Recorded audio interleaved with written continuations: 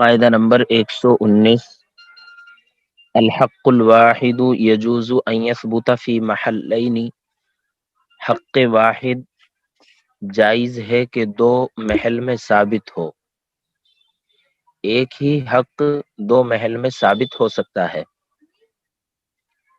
یہ قاعدہ اصول کرخی میں بھی گزر چکا ہے۔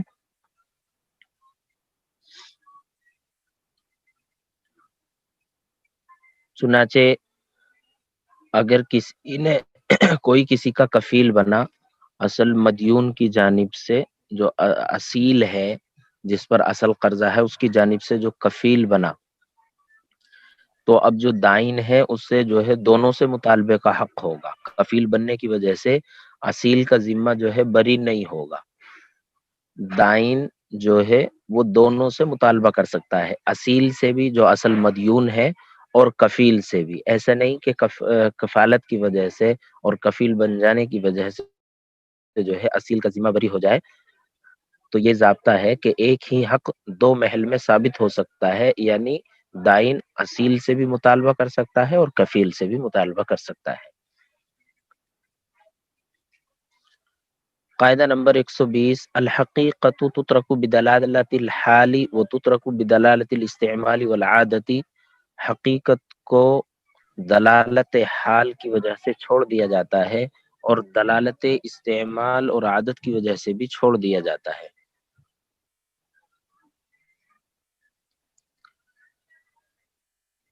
حقیقت کو ترک کیا جائے گا دلالت حال اور دلالت استعمال اور عادت کی وجہ سے۔ صاحب اصول الشاشی نے ایسی 5 جگہ متعین کی ہیں جن کی وجہ سے حقیقت کو ترک کر دیا جاتا ہے۔ نمبر 1 دلالت عرف کی وجہ سے، اور نمبر 2 نفس کلام کی دلالت کی وجہ سے، نمبر 3 سیاق کلام کی دلالت کی وجہ سے، اور نمبر 4 متکلم کی حالت کی دلالت کی وجہ سے، اور نمبر 5 محل کلام کی دلالت کی وجہ سے۔ لیکن یہاں پر صرف 2 بیان کی ہیں، جو نمبر 1 پر ہے یعنی دلالت عرف کی وجہ سے، اور جو نمبر 4 پر ہے یعنی متکلم کی حالت کی دلالت کی وجہ سے۔ تو حقیقت کو دلالت حال کی وجہ سے چھوڑ دیا جائے گا۔ حال اس وقت دلیل بن رہا ہے، تو اب حقیقی معنی متروک ہو جائیں گے، یا عرف اور استعمال کی وجہ سے بھی جو ہے دلالت حقیقت کو چھوڑ دیا جاتا ہے۔ عرف اور استعمال کی دلالت کی وجہ سے بھی حقیقت کو چھوڑ دیا جاتا ہے، حقیقی معنی مراد نہیں لیے جاتے۔ دلالت حال کی مثال، یعنی دلالت حال کی وجہ سے حقیقی معنی جو متروک ہوتے ہیں، اس کی مثال مثلا بیوی سے جھگڑا ہو رہا ہے اور بیوی جو ہے گھر سے باہر نکلنا چاہ رہی ہے، اس وقت ایک شوہر کہے کہ اگر تو گھر سے نکلی تو تجھے طلاق، اگر تو گھر سے نکلی تو تجھے طلاق، تو یہاں حقیقی معنی متروک ہوں گے کہ وہ جب بھی گھر سے نکلے تو اسے طلاق ہوگی، یہ معنی مراد نہیں ہوں گے، بلکہ اسی وقت اگر وہ گھر سے نکلے گی تو طلاق واقع ہوگی، اور بعد میں کبھی بھی نکلے تو طلاق واقع نہیں ہوگی۔ اس لیے کہ یہاں شوہر کا مقصد یہی ہے کہ ابھی اگر تو گھر سے نکلے، اس لیے کہ اب جھگڑا ہو رہا ہے، اب جھگڑے کے موقع پر اس نے کہا، اور بیوی گھر سے نکلنا چاہ رہی ہے، تو اس موقع سے اس نے کہا ہے، تو یہاں متکلم کی حالت کی دلالت یہ ہے کہ یہ اسی وقت پر اس کو محمول کر رہا ہے۔ لہذا ان دخلتی دار فانتی طالق الان، یہ الان یعنی فی الحال پر محمول ہوگا۔ اگر فی الحال بیوی گھر سے نکلے گی تو طلاق واقع ہوگی، اور بعد میں پھر کبھی بھی نکلے تو طلاق واقع نہیں ہوگی۔ تو دلالت حال کی وجہ سے حقیقت کو چھوڑ دیا جاتا ہے، اور دلالت استعمال اور عرف کی وجہ سے بھی حقیقت کو چھوڑ دیا جاتا ہے۔ مثلا کسی نے قسم کھائی کہ وہ گوشت نہیں کھائے گا، تو اگر خنزیر اور آدمی کا گوشت کھا لے گا تو حانث نہیں ہوگا، اس لیے کہ عرف اور استعمال میں خنزیر اور آدمی کا گوشت مراد نہیں ہوتا، بلکہ بکری، بکرا یا بھینس، گائے وغیرہ کا گوشت مراد ہوتا ہے۔ تو عرف اور عادت اور استعمال کی دلالت کی وجہ سے بھی جو ہے حقیقت کو چھوڑ دیا جاتا ہے، حقیقی معنی مراد نہیں لیے جاتے۔ الحقیقت تترک بدلالت الحال وتترک بدلالت الاستعمال والعادت، حقیقت کو ترک کر دیا جائے گا دلالت حال کی وجہ سے اور دلالت استعمال اور عادت کی وجہ سے۔ قاعدہ نمبر 121، الحقیقت تترک لتعذرها عقلا او عادتا ولتعسرها، حقیقت کو چھوڑ دیا جائے گا اس کے متعذر ہونے کی وجہ سے عقلاً یا عادتاً، یا اس کے متعذر اور دشوار ہونے کی وجہ سے۔ حقیقی معنی متروک ہوں گے عقلاً یا عادتاً اس کے متعذر ہونے کی وجہ سے۔ متعذر پر چونکہ عمل ممکن نہیں ہوتا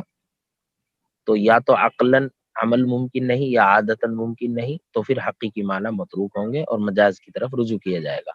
یا حقیقی معنی متعثر اور دشوار ہو، یعنی عمل تو ممکن ہو لیکن ایک گناہ تکلف کے ساتھ، تکلیف کے ساتھ جو ہے اس پر عمل ہو،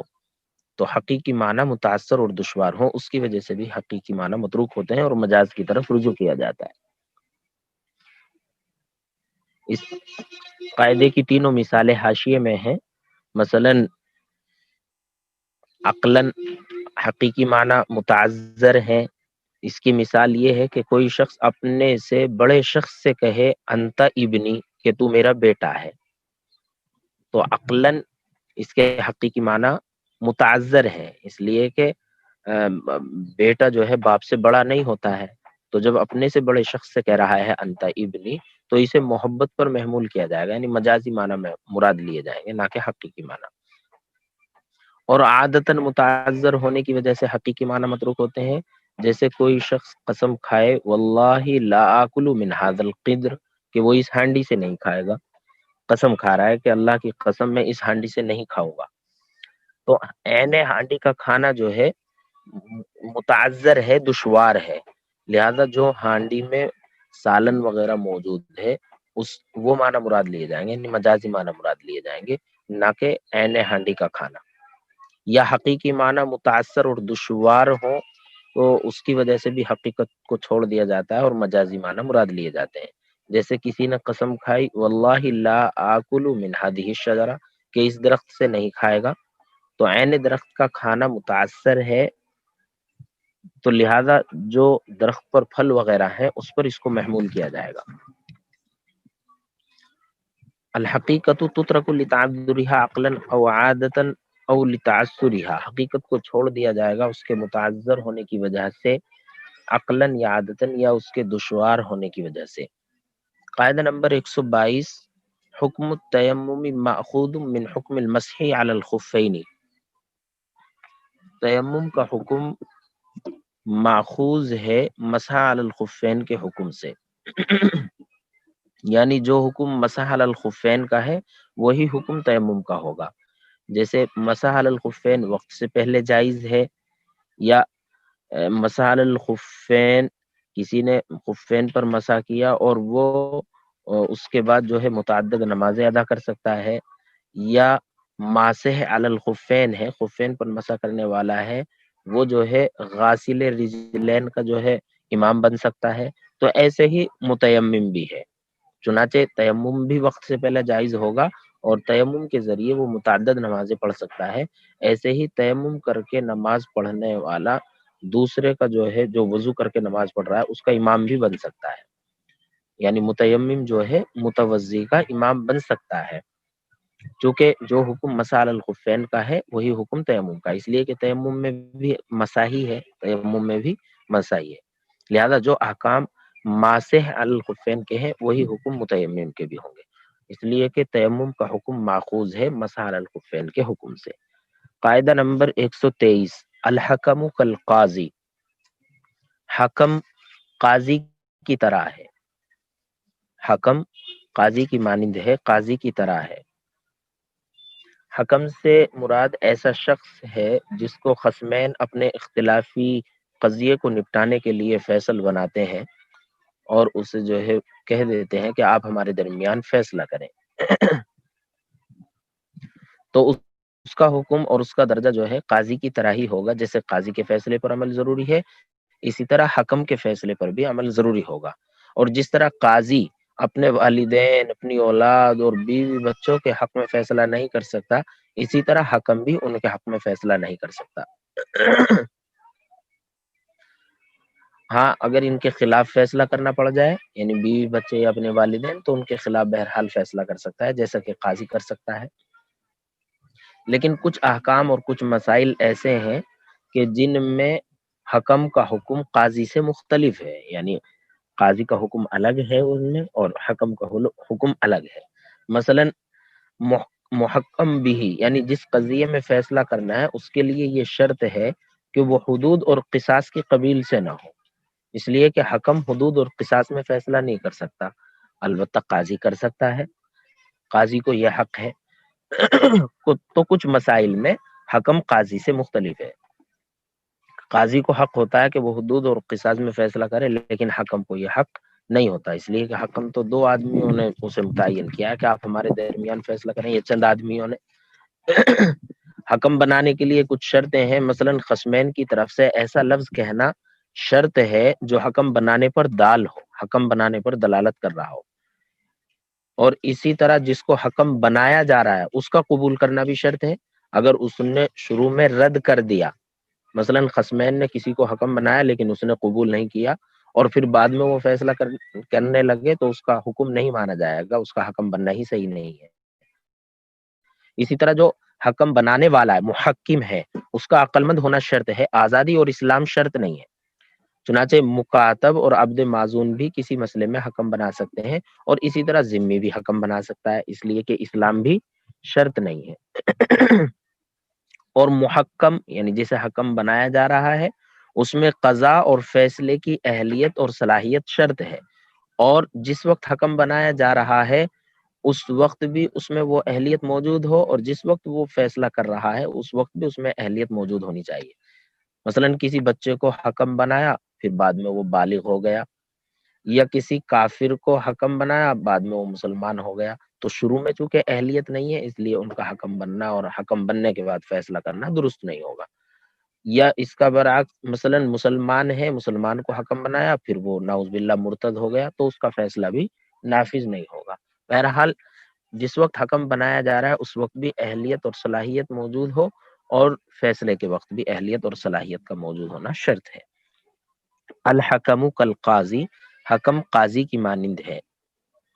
بعض مسائل میں استثناء ہے، جیسا کہ بتایا کہ حدود اور قصاص میں حکم فیصلہ نہیں کر سکتا ہے. قاعدہ نمبر 124، حکم الشیء قد یدور مع خصائصه، شے کا حکم کبھی دائر ہوتا ہے اس کے خصائص کے ساتھ.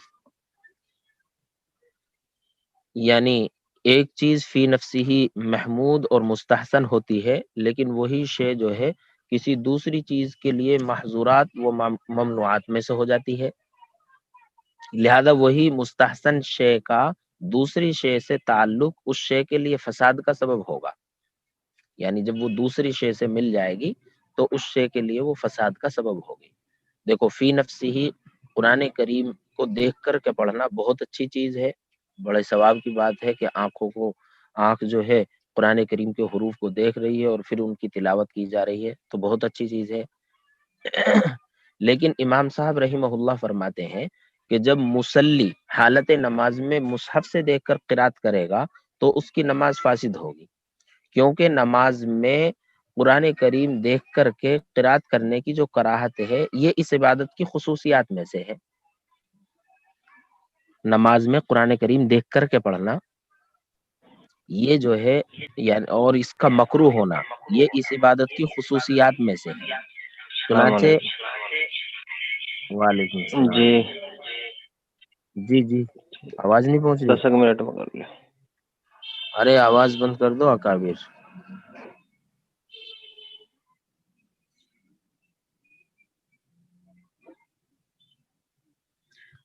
تو نماز میں قرآن کریم دیکھ کر پڑھنے کی جو کراہت ہے یہ اس عبادت کی خصوصیات میں سے ہے. چنانچہ اگر کوئی اس عبادت کی ممنوعات خاص سمے سے کسی ایک کا ارتکاب کرے گا تو اس کی وجہ سے نماز فاسد ہو جائے گی، اس کی وجہ سے نماز فاسد ہو جائے گی. یا جیسے نماز میں کھانا پینا جو ہے یہ ممنوع ہے اور یہ اس عبادت کی خصوصیات میں سے ہے،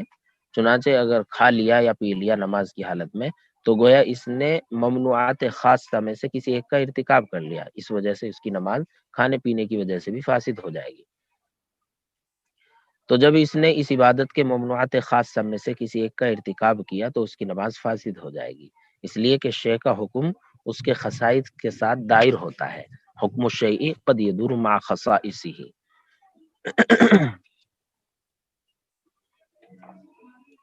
تو اس عبادت کے ممنوعات خاصہ میں سے کیا ہے؟ نماز میں قرآن کریم دیکھ کر کے پڑھنا یا کھانا پینا۔ چنانچہ اگر کوئی اس عبادت کے ممنوعات خاصہ میں سے کسی ایک کا ارتکاب کرے گا تو اس کی وجہ سے نماز فاسد ہو جائے گی۔ چنانچہ نماز میں قرآن کریم دیکھ کر کے پڑھا، یا نماز میں کھا لیا پی لیا، یا نماز میں چل پڑا، تو یہ ممنوعات خاصہ میں سے ہیں، چنانچہ نماز فاسد ہو جائے گی، اس لیے کہ شے کا حکم اس کے خصائص کے ساتھ دائر ہوتا ہے، حکم الشیء قد یدور مع خصائصہ۔ قاعدہ نمبر 125، الخاص مبین فلا یلحقہ البیان۔ خاص واضح ہے، اس کو بیان لاحق نہیں ہوگا۔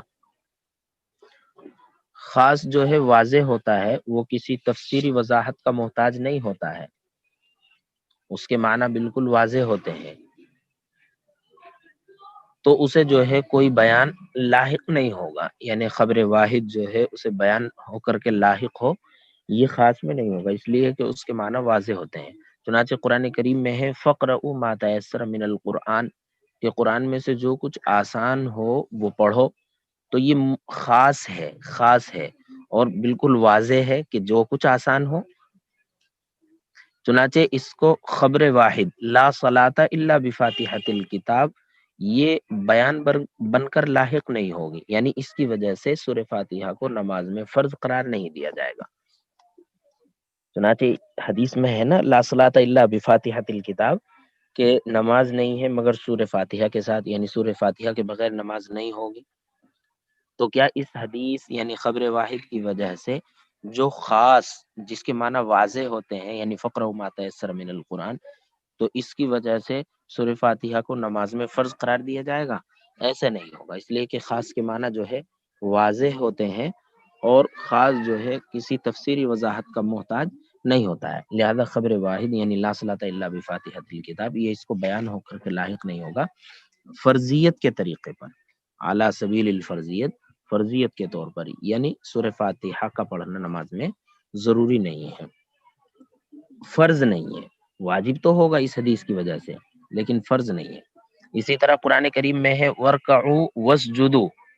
یہ بھی خاص ہے، اس کے معنی بھی بالکل واضح ہیں کہ جھکنے کے اور زمین پر پیشانی رکھنے کے ہیں، ٹیکنے کے ہیں۔ چنانچہ اسے بھی تفسیری وضاحت کی ضرورت نہیں ہے، چنانچہ حدیث اعرابی کی وجہ سے جس میں آپ صلی اللہ علیہ وسلم نے اس اعرابی سے فرمایا تھا، خلاد ابن رافع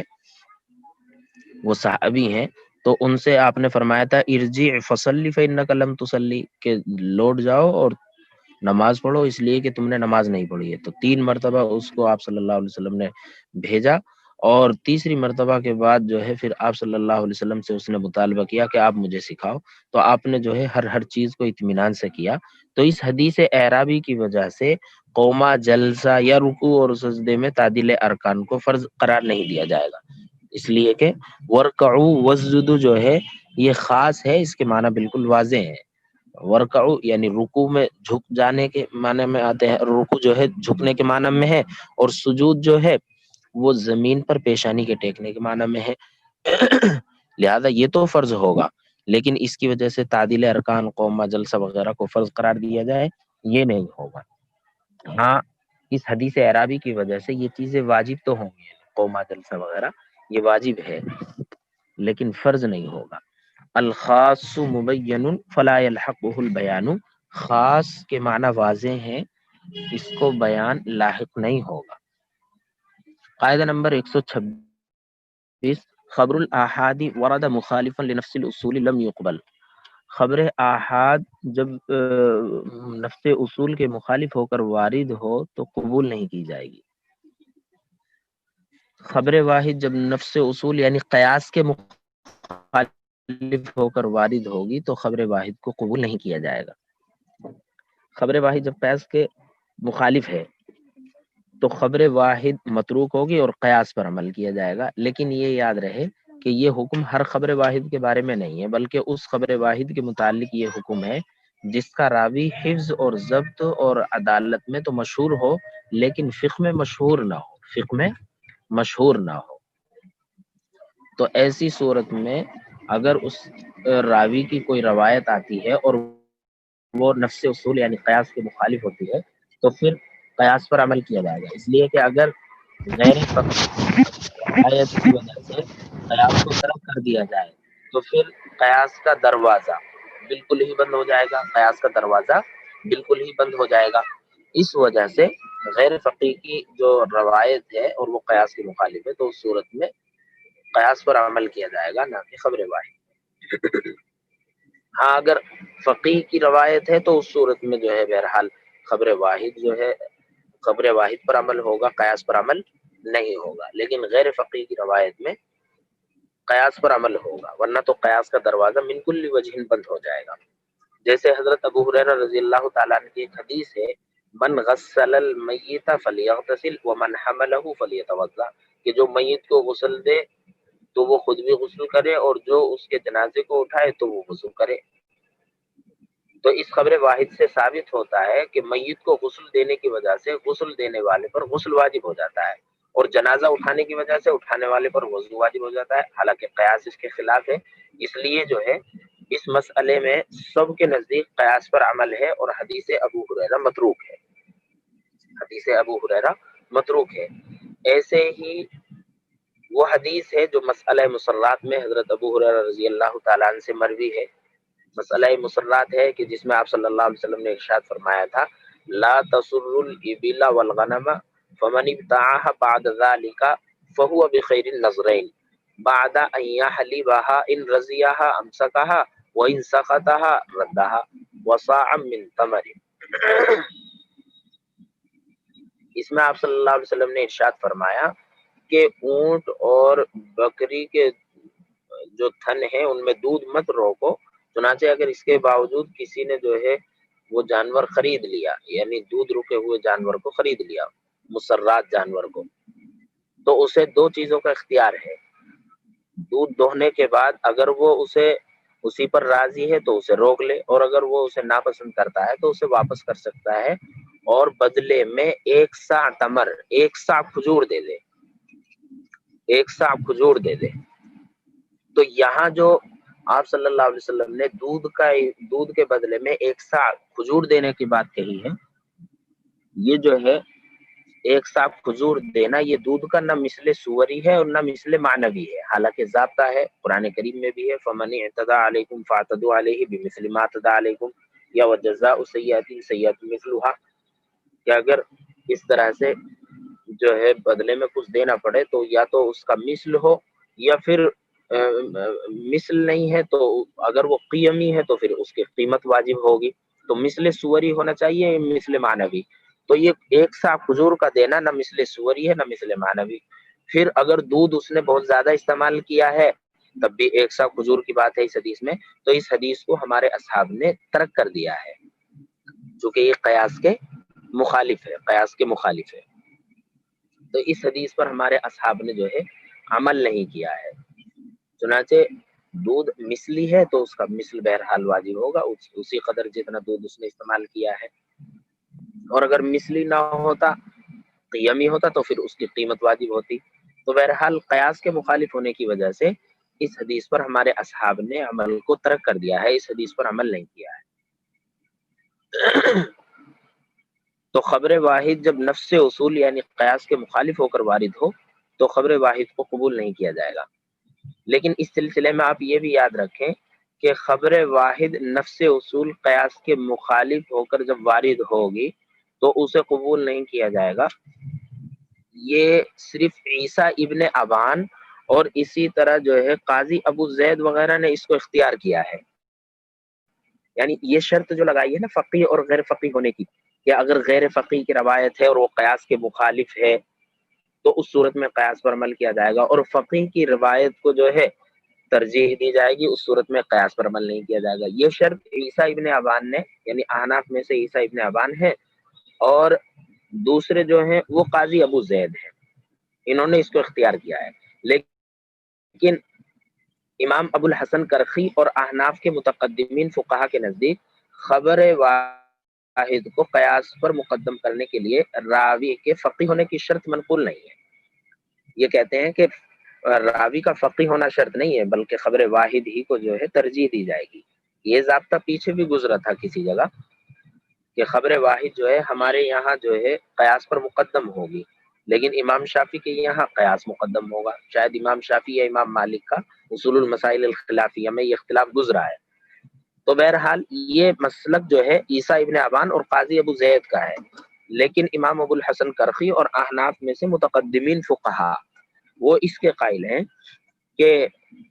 خبر واحد کے قیاس پر مقدم ہونے کے لیے راوی کا فقیہ ہونا شرط نہیں ہے بلکہ غیر فقیہ کی روایت بھی قیاس پر مقدم ہوگی. رہی یہ حدیث جو حضرت ابو ہریرہ کی پیش کی ہے انہوں نے، لا تسروا الابل والغنم، تو اس میں ہم جواب دیں گے کہ یہاں جو ہے یہ حدیث متروک ہے قرآن کریم کی آیت کی وجہ سے، فمن اعتدى علیکم فاعتدوا علیہ بمثل ما اعتدى علیکم، یا اسی طرح جزاء سیئۃ سیئۃ مثلها، یا حدیث مشہور ہے الخراج بالضمان، آگے یہ قاعدہ آ رہا ہے اس کے بارے میں بتائیں گے. تو اس کی وجہ سے یہ حدیث متروک ہے، نہ کہ اس وجہ سے کہ قیاس کے مخالف ہے تو اس کی وجہ سے متروک ہے. بہرحال یہاں چونکہ قاعدہ بیان کیا ہے کہ خبر واحد نفس اصول یعنی قیاس کے مخالف ہو کر وارد ہوگی تو اسے قبول نہیں کیا جائے گا، تو اسے عیسیٰ ابن ابان کے مذہب کے موافق اس پر محمول کیا جائے گا. قاعدہ نمبر 127، خبر الواحد حجت للعمل به فی باب الدین، خبر واحد حجت ہے باب دین میں اس پر عمل کرنے کے لیے، دین کے باب میں عمل کرنے کے لیے خبر واحد حجت ہے. یعنی اگر کسی پر الزام کے معنی نہ پائے جا رہے ہوں تو پھر اس صورت میں خبر واحد بھی حجت ہے، اس لیے کہ اکثر احادیث جو ہیں وہ اسی قبیل کی ہیں. خبر واحد سے چونکہ ظن غالب کا فائدہ ہوتا ہے تو اس سے جو معتقدات ہیں یعنی ایمانیات ہیں ان کا ثبوت تو نہیں ہوگا، لیکن جو شرعی باتیں ہیں دین کی باتیں ہیں تو چھوٹی چھوٹی باتوں کا بہرحال ثبوت خبر واحد سے ہو جائے گا. لیکن اگر الزام کے معنی پائے جا رہے ہوں تو پھر اس میں عدالت کے ساتھ ساتھ عدد بھی شرط ہوگا، عدالت کے ساتھ ساتھ عدد بھی شرط ہوگا. یعنی پھر ایک خبر واحد ایک آدمی کی خبر کافی نہیں ہوگی بلکہ اس عدد بھی شرط ہوگا، اور عدالت کیا نام ہے عدد کے ساتھ ساتھ پھر عدالت بھی شرط ہوگی. لیکن اگر الزام کے معنی نہیں ہے، ایسے ہی دینی امور سے متعلق کوئی بات ثابت کرنی ہے تو بہرحال اس میں ایک آدمی کی خبر بھی معتبر ہوگی، اس میں ایک آدمی کی خبر بھی معتبر. مثلا یہ اطلاع دینی ہے کہ فلاں آدمی نے آپ کو وہ اپنا وکیل بنا دیا ہے یا مزاربت کی خبر دی ہے، تو اگر ایک سمجھدار آدمی ہے، یہاں تک کہ اگر بچہ بھی ہے سمجھدار، تو اس کی خبر بھی مقبول ہوگی. یہاں جو ہے خبر واحد سے عام خبر مراد ہے، حدیث بھی مراد ہو سکتی ہے اور عام خبر بھی. اس لیے اگر حدیث ہے تو اس سے ایمانیات کا تو ثبوت نہیں ہوگا یعنی اعتقادات کا، لیکن جو دینی مسائل ہیں مثلا عبادات کا حکم جو ہے ان سے ثابت ہو سکتا ہے. یا اسی طرح حقوق العباد کا ثبوت بھی خبر واحد سے ہو جائے گا. خبر الواحد حجت للعمل به فی باب الدین، خبر واحد حجت ہے اس پر عمل کرنے کے لیے دین کے باب میں. قاعدہ نمبر 128، خبر الواحد لا ينفك عن الشبہۃ، خبر واحد شبہ سے جدا نہیں ہوتی. یعنی خبر واحد میں شبہ تو ہوتا ہی ہے، چونکہ ایک آدمی کی خبر ہے تو اس میں جو ہے بہرحال شبہ ہوتا ہے. چنانچہ کفار کو امان دے دیا، پھر کسی کافر نے آ کر کسی حربی نے آ کر نقض عہد کی خبر دی، تو چونکہ ایک آدمی کی خبر ہے تو اس میں شبہ ہے، تو مسلمانوں کا ان پر حملہ کرنا ابھی درست نہیں ہوگا، بلکہ پہلے پوری تحقیق کر لیں کہ واقعی امن کی مدت اور نقض عہد کی امن ختم ہو گیا ہے، امان کی جو ہے ختم کر دیا گیا اور نقض عہد کی اطلاع کا پورا جو ہے پوری بات سامنے آ گئی ہے، اس کی تحقیق ہو گئی ہے، اس کے بعد ہی مسلمان ان پر حملہ کریں گے. تو خبر واحد چونکہ شبہ سے جدا نہیں ہوتی ہے، اس وجہ سے جو ہے امان کے بعد خبر واحد کے ذریعے نقض عہد نہیں ہوگا، عہد کو ختم نہیں کیا جائے گا.